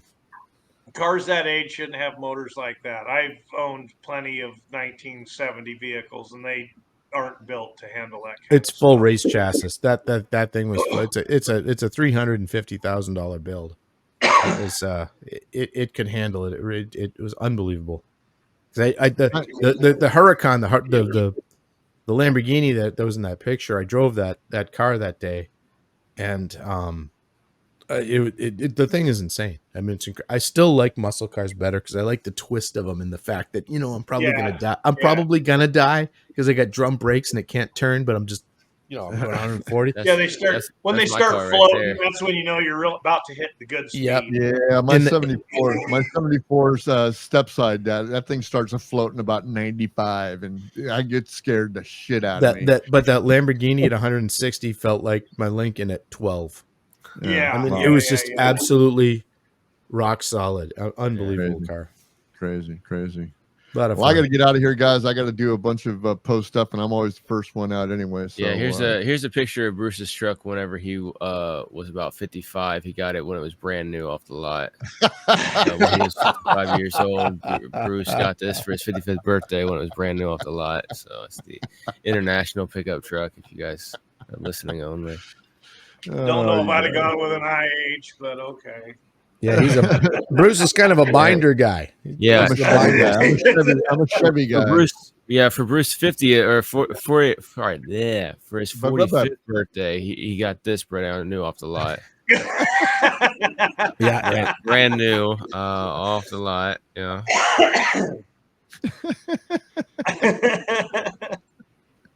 Absolutely. Those young guys, man. I'm telling you, a little wet Yeah. behind the ears there, man. They don't even clean their barbecue grills. Don't even talk to me. No, I clean it with fire. That's the best thing to clean with. Yeah, Don't even Jason talk to does it me. too. The Love young going guys, on. the young guys don't even know that you're supposed to, turn your high beams on with your foot, not your hand. Exactly. Oh. Exactly. The world Exactly. has gone to hell since since it went up into the I've column. had to do that in the military. All the military vehicles have the fucking high beams on the foot. Well, good. That's what we need to all join the military But because have you ever had to start a car with your right foot? Yes. That's Yeah. the A question. Buick. You turn the ignition on, put the foot to the floor, the starter button's under the gas, baby. Yeah. Wait, Worked what? every time. Wow, I've never had that The one. starter you're fit- used to be just left of the accelerator. You put your foot on Yep. it. You put your Huh. heel on it and ran and Yep. fired it up. Yeah. We used to That's have a wheat interesting. truck. You had to start that way. Mm-hmm. Nobody could do it. That's That's right. interesting. The first plow All right. truck I I'm had out was to, an I'm was out a to do post. I'm out to What? do What? post. I'll see you guys later. Fucking Bill, quitter. thank- The oldest thank- one here on Yeah. the furthest left coast possible. It's fucking 12:19 a.m. over here with me. yeah. It's and 4 he's o'clock over in the there like, afternoon in "Oh." Bruce. Yeah, Bruce is like, oh, it's time for the early bird special down at the Denny's. Absolutely. These guys are gonna rail me. You guys are gonna rail me whether I stay or go, man. So I got to get out of here. Bill, Yeah, Bill, that's Dana, what she thanks for said. coming on, man. I really appreciate it. We'll see We'll you guys pick it up in later. the morning. Can't wait to have We'll another talk cup of to you coffee. later, Listen man. to us on X in the morning because tomorrow morning we're going to have a great time deconstructing and talking about the assassination attempt on Trump. And so, Bill, you're I always might welcome. tune in. Oh, I'll be on the road. I'll probably tune in. Yeah. Absolutely, man. I Well, was we love you It's to be there, man. spaces, so you can just hop in on Bluetooth or whatever too and talk. We like to There say you go. we put the ass in assassination attempt. Peace out, guys, man. We love you. Take care. See you, bye, old man. All right, now that Bruce is gone, we can really have a good time. Yeah, no, we can really. Did you guys want me to still keep recording or no? Why? But now that Bruce is gone? Well, I didn't know. I see didn't what know. you're doing there. Yeah, because we usually go. We stop the recording here and talk a lot of shit about Bruce. What do you guys do with this extra stuff? This gets put up as a we record every other week, and then this Next this week. is the bonus content for next week. Yeah, Oh, yeah. So the first hour was live today, and then Yeah. this stuff goes up next week. so I have a question for you guys. We had a lot of questions tonight, but I have a question for you guys. So, is your following increasing? Are you guys doing good with the show? It's growing every time. Yeah, these shows, it takes a year to really get them off the ground, Oh, definitely. and so that's what we're doing. The debate helped. The debate helped us. We had 1,500 people watching the debate, which was huge. We're getting great guests like you guys. Yeah, we had like 400 to 500 people tuning in at one time during the debate to our shit. It was pretty cool. We had actually. It was Oh, when I tried to. Yeah, I don't remember what the hell was going on when you were doing the live. Yeah, Harkos, you're fucking hilarious. Yeah, well, we're talking over it because someone was making some comment about, hey, we can't hear what's going on. Shut the fuck up. Yeah. And I was like, That's what look, we're this is the doing. fucking. I We're was like, you talking don't over fucking it. want to listen, go somewhere else. Fuck you. And I was actually, like, as soon as I came in, I saw that comment. I'm like, okay, I'm gonna fucking fire. That him. was because I was listening to you guys and trying to watch it at the same time, and then I don't know, something happened and I lost your feed. So But actually, yeah. when we were live at the height of it, we had 1,500 people listening. At one. Oh, yeah. shit, We okay. had 1,500 people listen. We had I thought you were talking about the total or something. No. We had 1,500 people at one time on between all the different places we were on. Yeah. yeah, So that's that the one other went thing. well. I leave comments and I'm like, I don't think this is where they're at specifically. Well, 'Cause so I was- when we go live, we go live on all the places, and so then in the chat over here on the side, we'll be able to see all of them. Somebody can chat, say something on YouTube, someone say something on Facebook, and we'll see all that. Oh, you We- see them all. Okay. we- okay. we go back and forth It there. integrates them all, yeah. on the Twitter thing, we're all Jason. Well, you guys are me and Bruce are driving, so we're not making any comments or answering any back. But on the drive-in, Jason's watching it, but for the most part, Harkos mostly hasn't woke up yet. Well, So- yeah, It depends on how late I'm up. If Know, I'm up till 2:00 in the morning, half the time I'm probably not gonna be up at fucking 9. I know you're driving, and I know Bruce is driving. And the other day when I popped on, I was driving. I just left the house. That's why I had the Bluetooth Wi-Fi fuck up with the whole. Oh yeah, car you got it. thing. You can't do Yeah, that. we fought that too. Christ. Yeah. But you know what? Honestly, Bill, we really appreciate anytime you want to pop in and out. It's just fun. We really appreciate anyone who wants to come in and talk, and because Aaron comes in quite a bit too, and man, his show, his podcast, Jason, I gotta say thanks for turning me on to that. Man, his podcast is off the hook good. I have to join found in it on that yet. one day. What's it called? What's he call it? I had to say it. I had to say it. Oh, okay. Wasn't he supposed to pop back on? He was just taking a shower. Apparently he slipped and fell or something. I don't know. Yeah, that's all right. We'll Maybe. give him shit Did about it. somebody check I on don't know him? if you did or not. Yeah, we'll have to ask him if he slipped in the shower. Go ahead and check Yeah, on Also, that. a message. Yeah, Jason, go in the other room and go see if he's still in the shower. Yeah. So actually, it was cool because Jason and Aaron went to school together. I mean, you guys knew each other since you were in grade school, weren't you? Yeah, we went to Oh my grade school together. goodness. Nice. Jason, Yeah. your shit is like Yeah, hella we've Mitch known each other since we McConnelly were right now. both in first grade. Yeah, you're Mitch First McConnelling grade. like crazy right now, dude. What? You're Mitch McConnelling like crazy right now. Oh, Yeah. my internet connection sucks. Right. Huh? That's what he said too. Well, he's in Minnesota, and Governor Walz does not like his opinions, so they slow him down a little bit. Well, not very many politicians in And Minnesota he like my told me opinion to either, fuck so it's fine. But you're in Indiana, so they don't have control over you. The Indiana one's going to have control over me either. Fuck. No, Anyway, it's I'm the gonna morning. run- The morning show is pretty cool. Sometimes we get some people in and stuff like that, but it's just kind of like it really started as a way because Bruce wanted to start doing the morning drive thing, and then is a good way just to have content every day.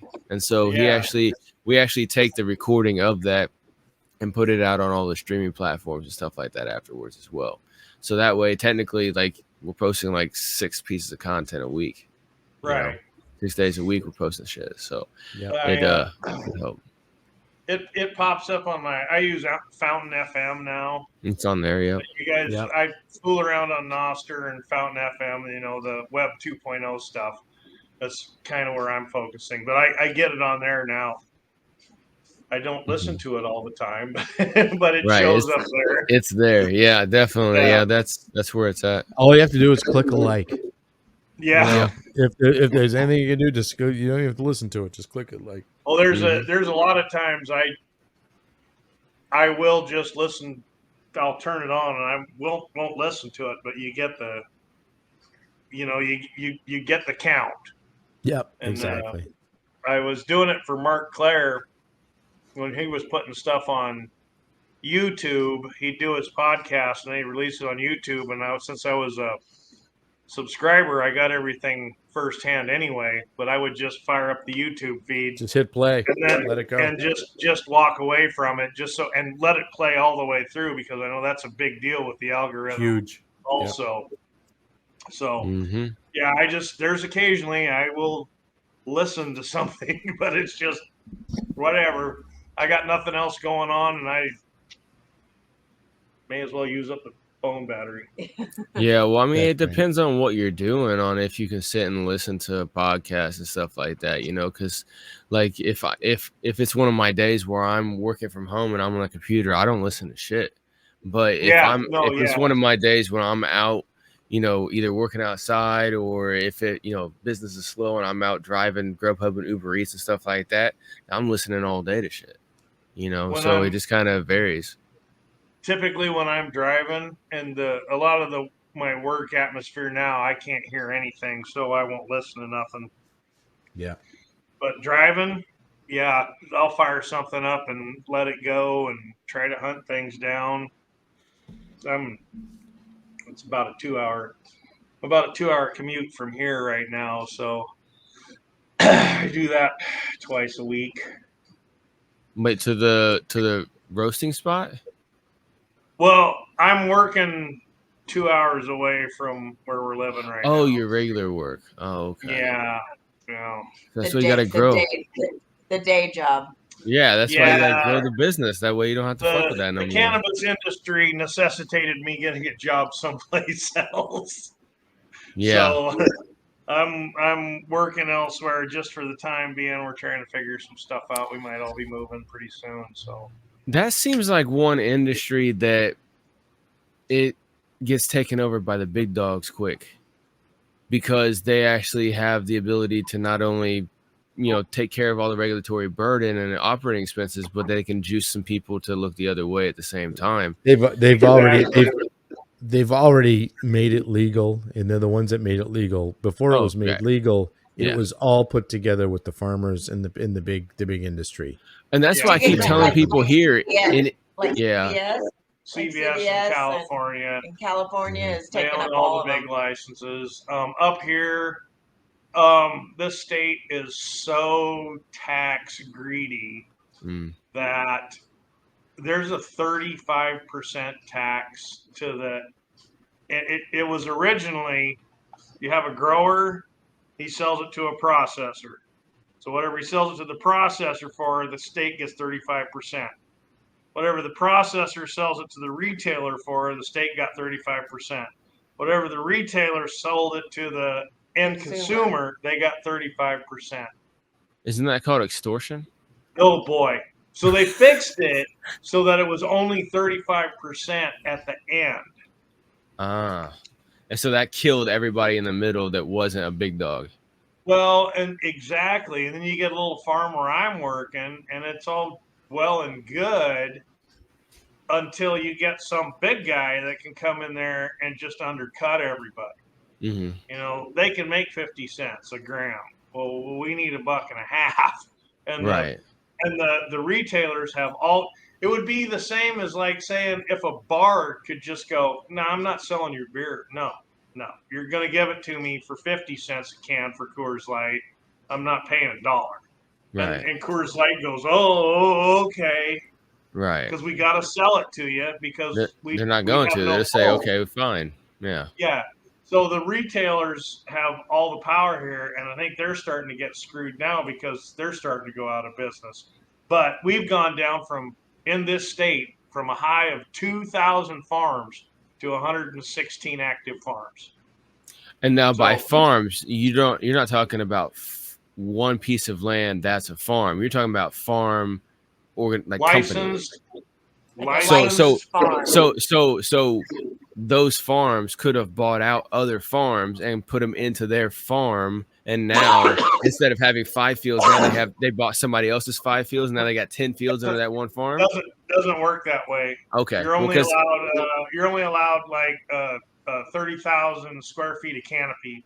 So that's what that license is for. So there's out of say 2,000 growing licenses, there's only 116 active left.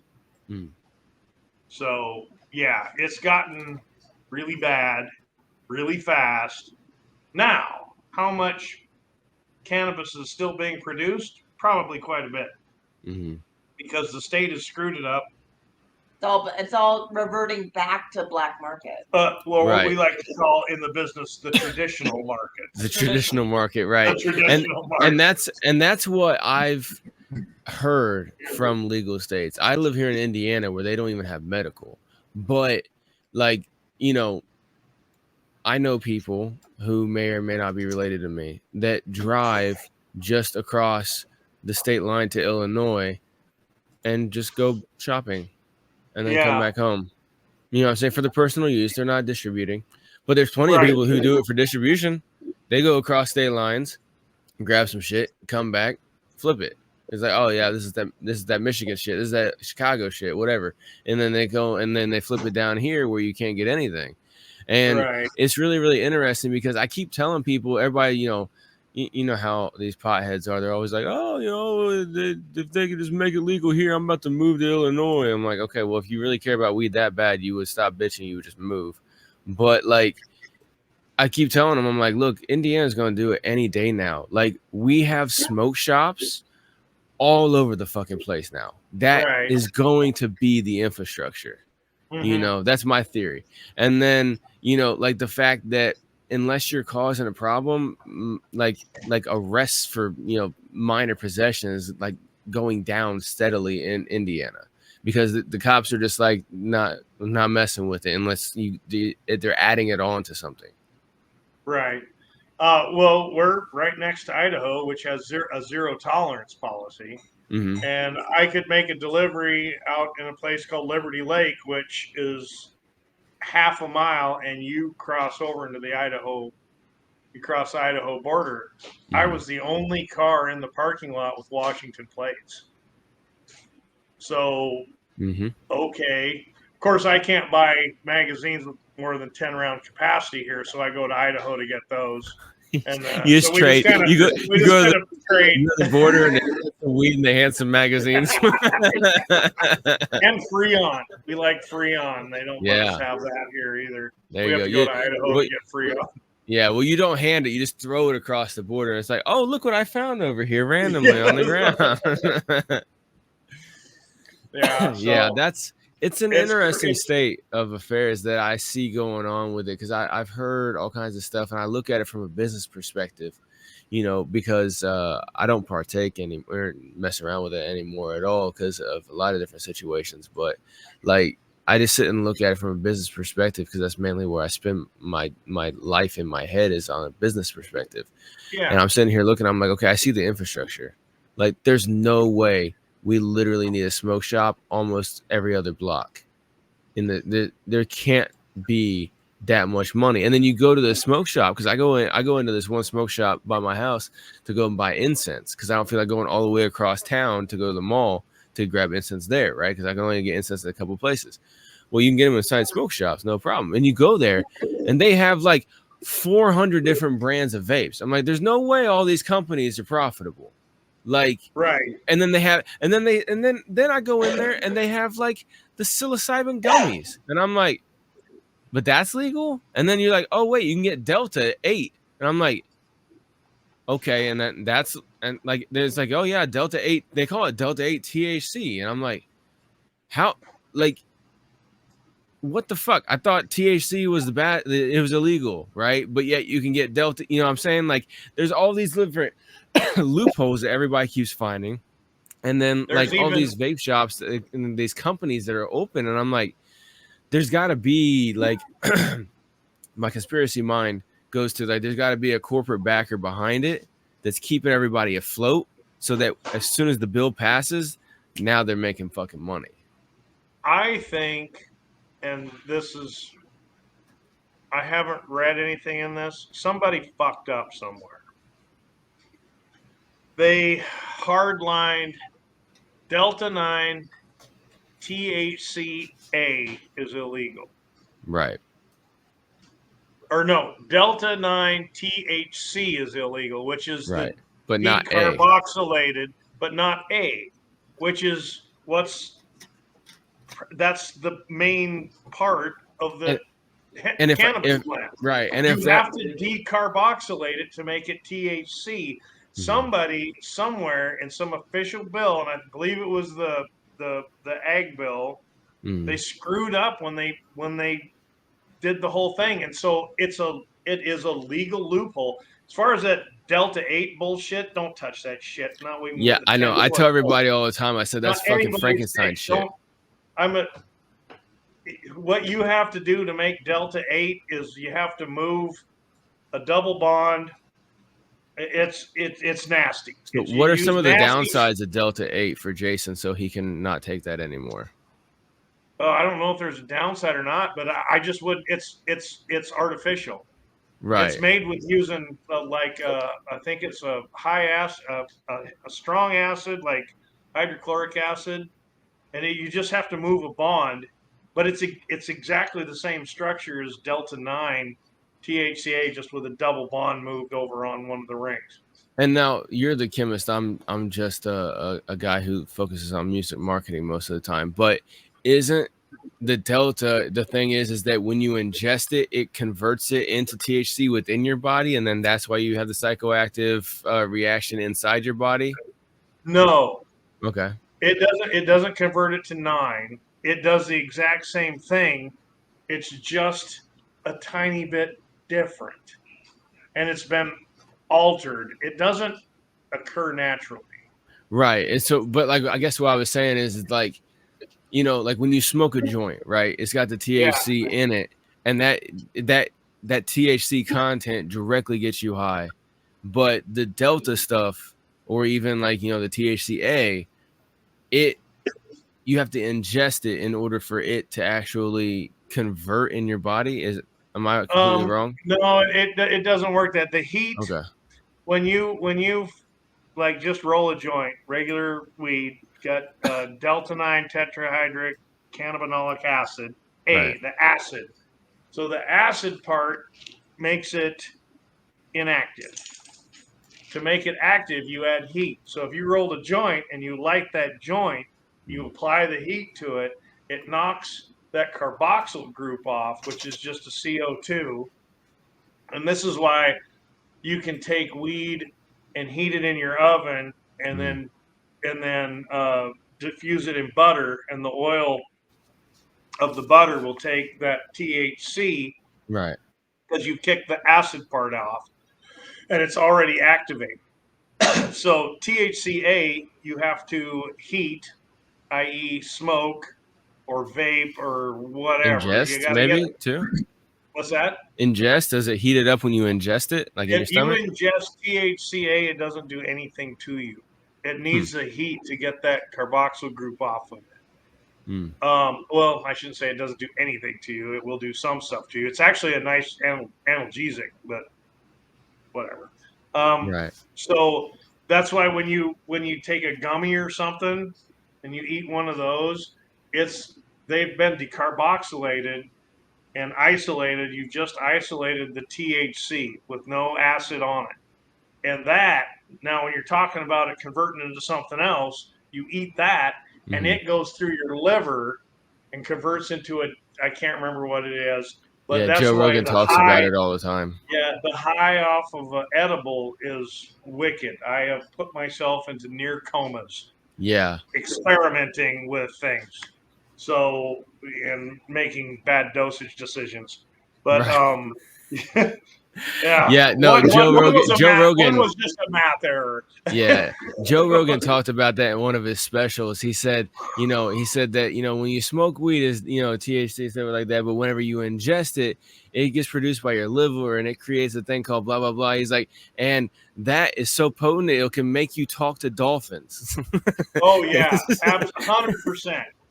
I did it one day. I did it. I was like, oh, I've ended up in the fetal position in bed, and I just was screwing around one day with this formulation I was working on this water soluble thing.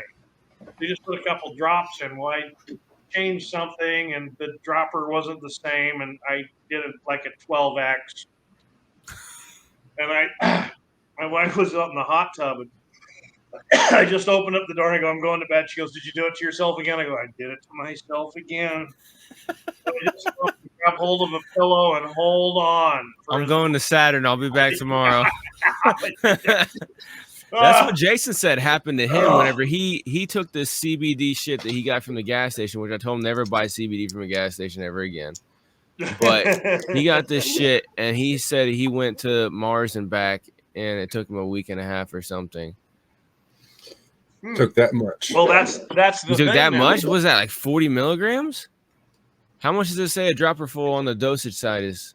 No, the dosage on the back on the ingredient list. That was about 0.50 milliliters. Milliliters. Okay. Well, that's the thing now with this new farm bill. You can get CBD that they actually extract from cannabis, not hemp, and you're getting full on THC, not So Yeah. What I like the CBD that I get is from a company called Sunsoil, and they're located up in Vermont. And it's really cool because it's like super pure. They just take hemp and they have huge vats of MCT oil that they just put the hemp into and let it steep for X amount of time. And obviously like they have like the single dose. I get the extra strength stuff, and like that's it. Like you look at the back and it says, hemp extract, MCT oil. That's it.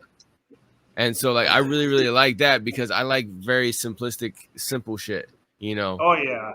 And because I tried I used to take I can't remember the name of the brand, but I used to take another CBD that was like I get it in soft gel, and they ended up getting rid of the 5 milligrams, so I had to start taking the 10 milligram.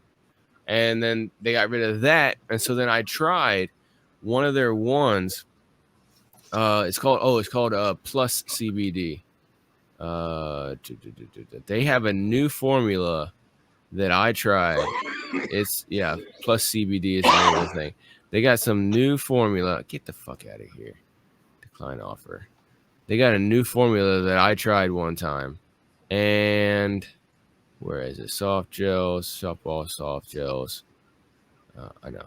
So they got this new one called Relief, and they gave me a sample at the store. They're like, or at the nature spa I go to, and they're like, "Oh, try it." And I'm like, "Okay." And so this has this has the hemp extract at it has CBD in it and the CBDA at 45 milligrams, but then it also has a PEA, which is palmitoyl. Fucking shit. Hold on, I'm gonna get the chemist to read that shit. Hold on a second. Let me screen share this shit real quick. Yeah, chemist on. Might as well ask him about chemistry.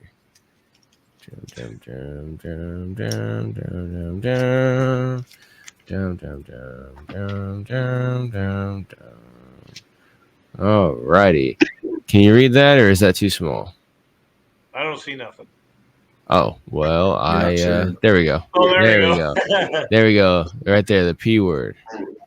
I can't quite read that. Oh, okay. Let me see if I can zoom in anymore. I got glasses on, dude. You're all good. Hold on. Let's CBD. Oh, I think it's from palmetto oil. Oh, okay. Well, whatever it was, I started tripping like I just smoked a joint. That is PEA from Levagen. I don't know what that is, man. That's cool. I don't know what it is either. At the nature place, they said it helps with the absorption of the CBD. Dude, I felt like I just smoked like half a joint. I was fucking high, and I'm like, I don't do well with THC, and mentally, I'm one of those that like I fight it, and then I have anxiety attacks, and so yeah, I was like spazzing, and so I told him, I'm like, no, I can't take that shit ever again. But they're doing all kinds of craziness with the CBD nowadays, and so that's why I take mine, and I try to tell everybody to take the same thing, just because there's just so much Frankenstein shit, man. Like I know somebody who lives in California, and he just talked about you heading out, Jason. Yeah, right, I'm gonna head out. I got to get up in a few hours. No problem. Yeah, I probably need to shut the hell up too. But I'm getting there myself. Absolutely, absolutely. But they're doing so much. They're doing so much craziness to the drug market right now. Like with all the GMO, just regular weed that they have, and all the crazy strains that they're doing. And you'll go to, I know a buddy who I was in the Army with, and he lives in Alaska now. And he'll go to the thing and get like 90% THC. And I'm like, that's what I used to make. I could make up to 99% pure THCA. Yeah, and I'm just like, that is like you're gonna break your brain. You know, like it doesn't taste good. It's just like my analogy was always you could drink whiskey or you can drink Everclear. I mean, Everclear is going to get you. You know, I mean, there's right. it's gross. Definitely do the job. But yeah, you get smashed super quick. Well, and then he would say like he would say that like, you know, he would be high for like over a day off of that. Oh, Just really? like off of like one dose on like and like because like he would take it to go like to trip hard. Oh. Yeah. So it's just I don't know. It's weird. Like to me, I'm just like that just seems excessive. You know, I just feel like you're gonna break your brain. Well, we could just say that I went the full gambit, and before this new job, I can't smoke, so I haven't smoked in a month and a half, 2 months. But I went from flour to the oils to the high concentrates. I was smoking flour at the end. I didn't care about. There's just so much extra paraphernalia with dab rigs and torches and yeah, that's you crazy. know, or you could have a piece of plant and a rolling paper and a right lighter. or a pipe or whatever, anything. Yeah, a Coke can. It doesn't fucking matter. yeah. No, I did cocaine back in my day. I ended up going back to basics, and I enjoyed that way more than any of the other stuff because the other stuff just it hits you hard, it hits you quick, and then it's gone. And just seems more civilized rolling a joint and sharing a joint with my wife. Right. Yeah. All that kind of stuff. Yeah, absolutely. But when it comes down to the simple things, I mean, just brewing up a solid cup of Colockum Craft Coffee is just easy and simple. And it's the greatest way to support small businesses and people that are chemists that turn coffee roasters.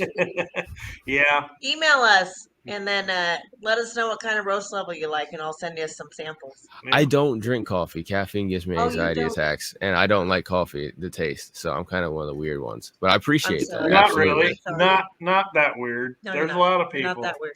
Don't drink coffee. Well, compared to everybody else on the weather report who like snorts coffee, yeah, like, I'm the weird one. Doing the lines of it, yeah. Exactly, just fucking over their main line and shit and everything. So, but all right. You all have a good one. I'm going to end this recording right here. Appreciate every single one of y'all tuning in to Weather Report. Apparently, I outlasted everybody on the show, all the hosts. So y'all keep tuning in every single week to the episodes, and we will see you on the next one.